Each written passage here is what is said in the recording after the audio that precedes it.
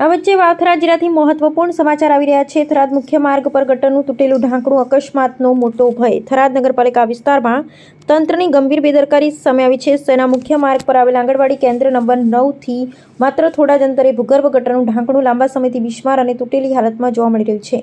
જેમાં ગટરના તૂટેલા ઢાંકણામાંથી લોખંડના તીક્ષ્ણ સળિયા બહાર ઉપસી આવ્યા છે, જે માર્ગ પરથી પસાર થતા નિર્દોષ લોકો માટે સરેઆમ મૃત્યુ પાસ સમાન બન્યા છે.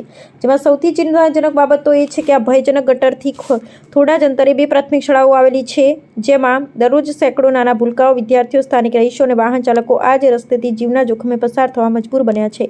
જેમાં રાત્રિના સમય કે વરસાદી માહોલમાં તૂટેલું ઢાંકણું ન દેખાતું હોવાથી અકસ્માત થવાનો પૂરો ભય ફેલાયો છે. જેમાં તીક્ષ્ણ સળિયાના કારણે વાહનોના ટાયર પંચર થવાના અને પદયાત્રીઓ લપસી પડવાના બનાવો રોજિંદા બન્યા છે.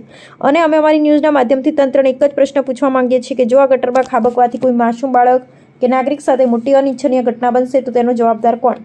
શું નગરપાલિકા તંત્ર કોઈના જીવ જોખમી ઘટનાની રાહ જોઈ રહી છે? જેમાં સ્થાનિક રહીશોની માંગ છે કે નગરપાલિકા તંત્ર કુંભકર્ણ નિંદ્રામાંથી જાગે અને કોઈ મોટા અકસ્માત સર્જાય તે પહેલા આ ભૂગર્ભ ગટરના તૂટેલા ઢાંકણાનું યુદ્ધના ધોરણે નવું નિર્માણ કરવામાં આવે. ને હવે આ મીડિયાના અહેવાલ બાદ તંત્ર દ્વારા ક્યારે તૂટેલા ઢાંકણાનું સમારકામ કરવામાં આવે છે તે હવે જોવું રહ્યું. આ તસવીરની સાથે કયુમભાઈ ચૌહાણ, વાવથરા જિલ્લા બ્યુરો ચીફ.